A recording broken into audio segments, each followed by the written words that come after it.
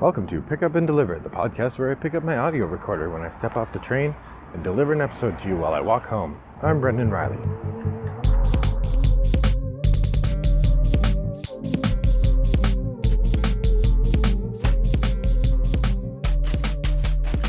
Well, thanks for joining me today on this very gloomy Tuesday afternoon here in suburban Chicago. The weather is cloudy and gloomy and very unpleasant. Not the kind of weather that you want to walk home in, but at least it's not raining, I will say that. I'm happy to be talking to you today as I walk home. I intended to record a podcast yesterday, but the audio recorder got left on my desk, and so I could not. But here I am. So it is time for another update of games I've been playing. I know I had one just before the top of the stack, and I did a top of the stack episode. Now it's shooting from the hip, quadruple shot. What? Quadruple shot, what does that mean? Well, it just means I'm going to talk about 4 games instead of 3. But Brendan, how can you talk about 4 games, 15 minutes? That doesn't make any sense.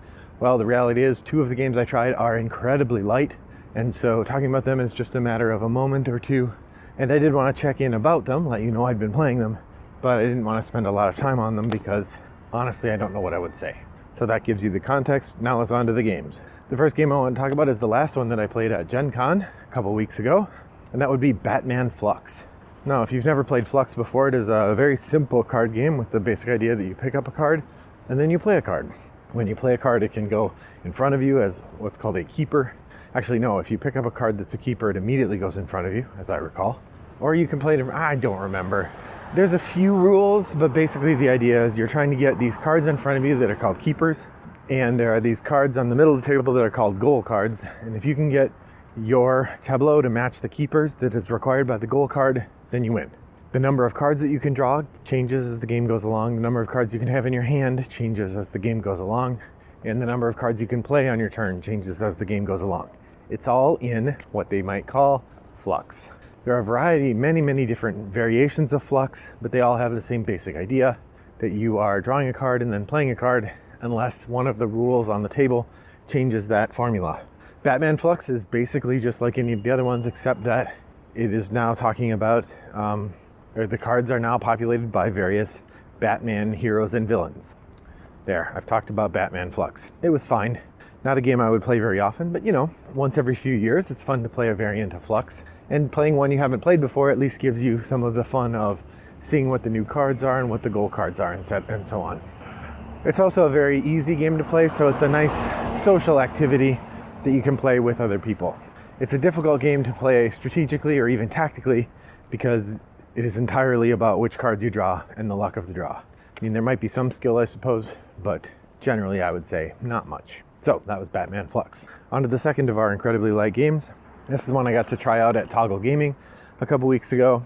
It is the Star Wars themed re-implementation of the classic dexterity game Loopin Louie, and this is Loopin Chewie.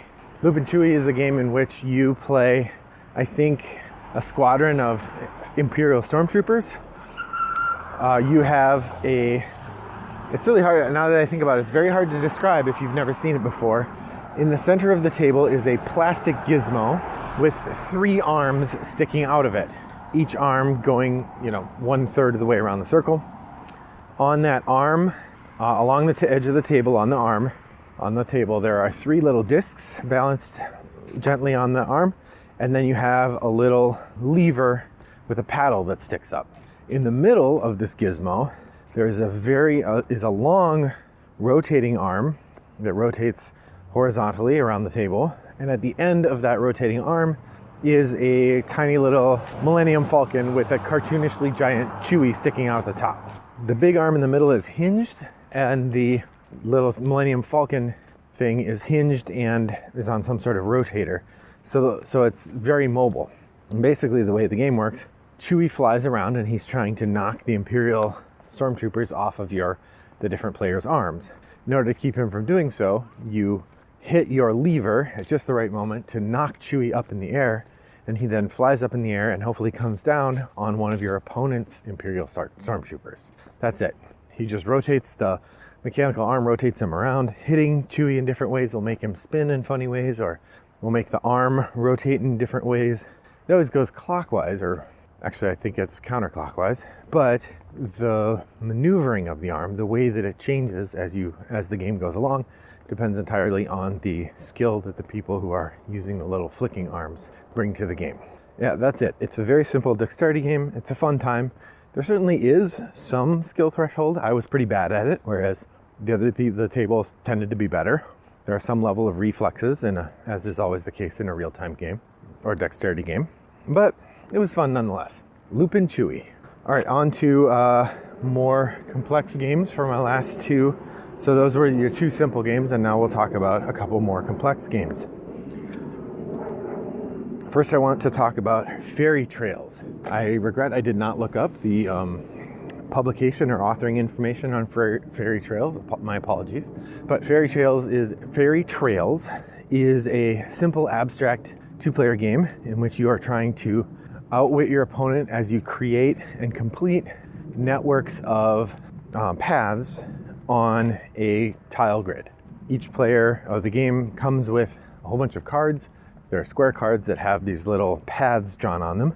And the paths, there are some in pink and some in yellow. And each side has one pink and one yellow leaving the edge of the thing. And so as you are playing, what you're doing is you're laying down those pink and yellow. You're laying down those cards to connect the pink and yellow paths. Now, as you do so, some of the paths have little houses on them. Some of the paths have dead ends. Some of the paths have curlicues and they cross under things. And there's all manner of networks and edges where those paths appear on the cards. So what you're doing is whenever you play a card such that there's a path that's completely closed off, that every tip of the path as it branches across the board comes to an end, then you complete that path, and then you trace the path in any place where there's one of those little houses I mentioned, you put one of your gems. Then it's the other player's turn. They put down a card. If they complete a path, they put gems on any of the little houses on their path, and then back to you, and so on. The game ends when one player runs out of gems. It's pretty simple in terms of the description, but it was pretty fun. So Fairy Trails has pretty nice components. I mean, the cards aren't anything to write home about, but they look very nice and they're easy to read. And it comes with these snazzy little gems. They're more like half circles. They're not the standard aquarium shape gem that you get in something like Century Golem Edition. But they look really nice. They come in a pink or a yellow. It is a two-player game after all. And yeah, it's pretty simple. It's a nice conversation piece because you're just putting down tiles and connecting things. It reminds me a little bit in the creation and connection of these networks of paths. It reminds me a little bit of the Reiner Knizia game Indigo, which actually I think Indigo is a better game. There's more strategy to it in terms of multiple ways that you can score the little color gems in that one. And I think that the different color gems score different values. Also, the tiles are universal, so you can't get a tile that's good for your opponent but not good for you. I mean, you can by placement, but not by nature of the tile itself. Whereas in Fairy Trails, you could get a card that is good for your opponent and not for you.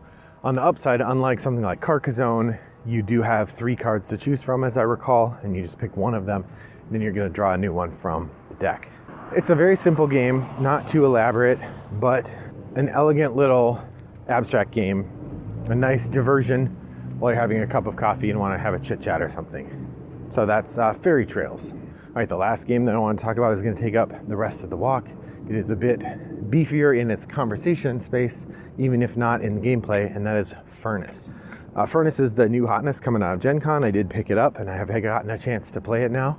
This game is an engine builder with a heavy auction component. In the game, you are bidding on cards in the tableau, and each card that you bid on, you are either going to get the card or you're going to get some resources from the card.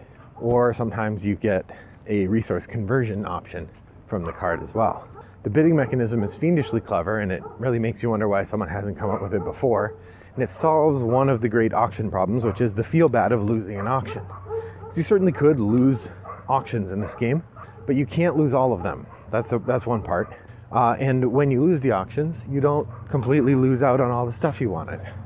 That's the second part. So the way the game works, each card has a lower portion that is the kind of engine, And then it has an upper portion, which is resources. On your turn, you're going to bid on a card by putting one of 4 discs on that card. The discs are they're numbered 1 through 4, 1, 2, 3, or 4. The higher the number of the disc that you put on the card, the more likely it is you will win that card. The lower the number of the disc, the more likely it is you'll lose that card, and here's why that's important. The other rule is you can't put more than one of your own discs on any given card, so you can't pile up your bids. You also can't put the same number as the number someone else has put on the card. So if someone else put the 3 disc, you can't also put your 3 disc on that card. You have to put either the 2 or the 4 or the 1. What this does is it makes it so that there's never any ties on the card, and you have a clear sense of pushing your luck in terms of when you're going to put which disc out. If you have a card where you know you want the resources, you could wait until another player puts their 4 on that to try to take the card, and then you can put your 3 out and get a whole bunch of resources. Because the way the resources pay out, like I said, the highest number that's on the card takes the card. Then all the other discs pay out the resources in a number multiplied by whatever number you put on the card. So if the resource says 2 coal cubes and you put a 3 on there, you get 6 coal cubes. So the game is pretty simple in that way. You start by laying out this grid of cards, and then everybody takes turns putting out their discs until all the discs have been placed. Then you resolve all the cards, giving resources and transactional opportunities to everybody who didn't win the cards. And then the people who did win the cards take the cards and add them to their engine tableau. Then everybody runs their engine. When you run your engine, you can use each card once, and generally the cards will convert one kind of resource into another. There are 3 different kinds of resources that have varying degrees of value and availability. And then sometimes you'll be able to convert resources into money, which is points. The game does not have any way to spend your money. It is literally just points. The trick is you can only use each card once, and you can decide the order that you want to use them. I will say there's an advanced mode where when you get a card, you put it in a particular order, so then there's a bit more thinking involved in that. I haven't tried that yet myself. I think that I've explained the whole game now. I took longer than I needed to, but it's hard to do when you can't see anything. The game is played over 4 rounds, so in a 4-player game, each player is lead player once. Yeah, and then you see who has the most money at the end of the game. Furnace is certainly fun to play. The bidding mechanism is really elegant.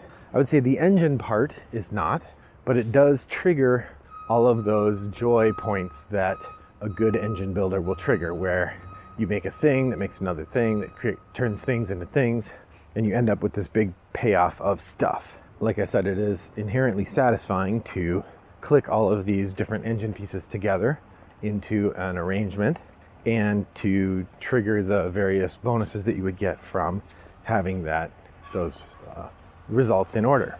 At the end of the game, the person who has the most money wins. It's a nice smooth engine. It's a nice, smooth playing game. I could see how once you've played a few times, it would play very quickly. I think it took about 45 minutes when I played with someone else who was brand new to it, but there were only 2 of us. I could see that game stretching out to be much longer with 4-player because you do have the take turns bidding sequence, which is a big part of the game. The engine building all can happen at the same time, but only if you're sure that all the players understand things and are going to play properly. Otherwise, you have to do it one at a time so you can keep an eye on each other. Not in a I think you're going to cheat way, but we want to make sure nobody accidentally cheats kind of way. So that's Furnace from Arcane Wonders, and I did not catch the designer's name. 0 for 3 on that one today. So what have you been playing lately? Or 0 for 4, I guess. Nope, that's not true. Andrew Looney designed Batman Flux. So what have you been playing lately? Head over to Board Game Geek Guild 3269 and share your gameplays with me. I would love to see them. Or you can send me an email, brendan@rattleboxgames.com, or you can find me on any of the asynchronous board game platforms like Board Game Arena or Boitaju or Yukata.de by looking for username Wombat929. Thanks for joining me on my walk today. I hope your next walk is as pleasant as mine was. Bye-bye.